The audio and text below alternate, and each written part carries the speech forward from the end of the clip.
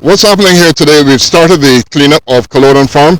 It's been disused for decades now and it still stores quite a bit of garbage from the leftover days of government occupation.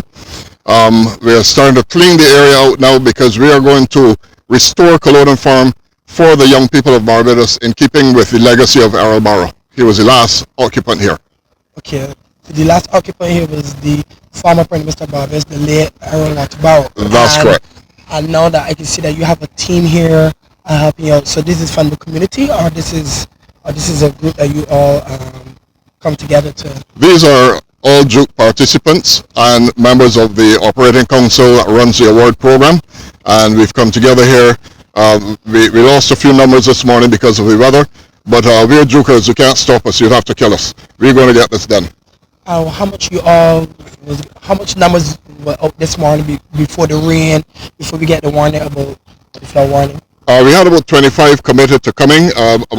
About 8 turned up. The others called and said because of the weather they weren't going to come down. But those of us here, we are committed and we're going to get this job done, at least to the best extent of our ability. Are you going to tell us a little bit more about this building for Barbados that do not know that this was the former Prime Minister of Barbados, Errol Barrow building, and what it was and what it used to be? Sure, Rico. It's an historic building. It traces back to the mid-1800s. It was originally a farm and it's passed through several hands and is now part of the state lands of Barbados. It's of great significance in our society. It is the last home of the Right Honourable Errol Barrow it was the first official residence of the Prime Minister of Barbados. And it still has been cut up quite a bit over the years. The NIS building, the reference lab, all those are sitting on old lands of Culloden Farm, but it is still 4 acres intact with the plantation house on it, plus 2 other buildings. And this is where we're going to have our headquarters. But it is a building of tremendous importance. And for all the decades of trying to keep this alive, right now that you all decide to say, all right, this is 2022, let us get this into action right now. Its time has come. And when I took up the chairmanship of the award program in 2015, one of my highest objectives was to find a permanent home for the award program.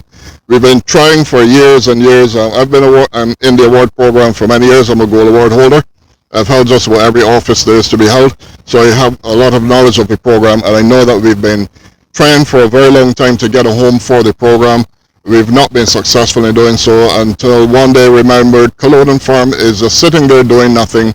So I approached the government and put a proposal on the table. It was accepted, and in exchange for a very reasonable lease arrangement, 25 years in the first instance and 50 years, well, another 25 years if we keep the agreement.